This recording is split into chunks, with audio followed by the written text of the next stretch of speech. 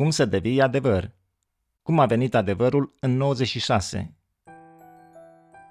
Încă de când eram copil, mă gândeam mult la întrebările de unde venim noi, de ce trăim și unde mergem după ce murim, dar fără niciun rezultat.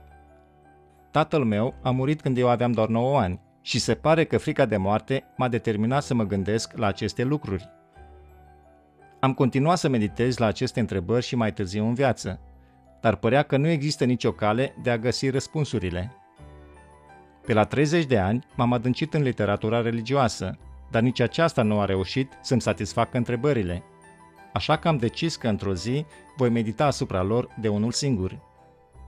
La acea vreme conduceam un institut educațional privat, așa că mi-am propus să fac mai mulți bani și într-un an sau doi să construiesc o clădire mai mare și după aceea să merg în munți, să construiesc o cabană lângă râu și să caut iluminare la întrebările legate de originea noastră, de ce trăim și care este destinația noastră. Pe la sfârșitul lunii decembrie 95 am pornit spre Muntele Gaia. Plănuiam să rămân acolo până la începutul anului următor, sperând să abandonez viața pe care eu am trăit-o. Până în acel moment, soția mea nu arătase niciun interes pentru astfel de contemplări, dar ea fusese martoră la frământările mele pe această temă și astfel ea a cerut să vină cu mine în această călătorie. Am refuzat categoric, spunându-i că eu însumi trebuia să devin complet și că mergând acolo împreună m-ar putea distrage. Dar soția mea a fost neclintită în ciuda refuzului meu constant. În cele din urmă, după ce m-am gândit mult la această chestiune, am realizat că nu este niciun rău dacă ea vine cu mine. La urma urmei, ce făceam noi era să căutăm o cale de a deveni sfinți.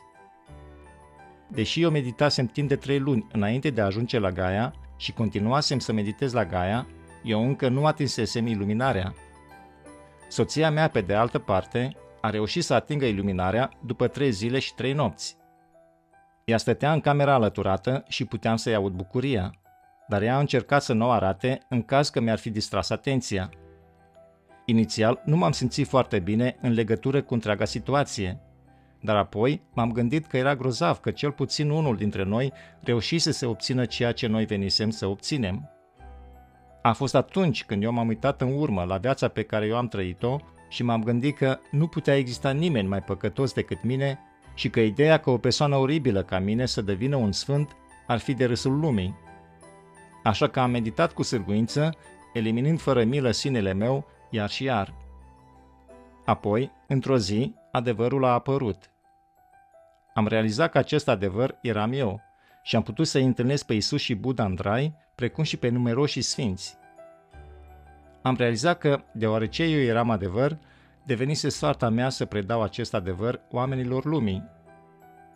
Așadar, în iunie 96 am renunțat la afacerea mea și începând cu luna noiembrie a aceluiași an, mi-am îndreptat atenția exclusiv pentru a învăța pe oameni adevărul. La început mă întâlneam cu oamenii o dată pe lună. Treptat, din ce în ce mai mulți oameni s-au alăturat, astfel că întâlnirile noastre au devenit de 2 ori pe lună, apoi de 4 ori pe lună. Până în prezent, peste 100.000 de oameni au practicat această meditație și au devenit iluminați de adevăr prin eliminarea sinelui lor.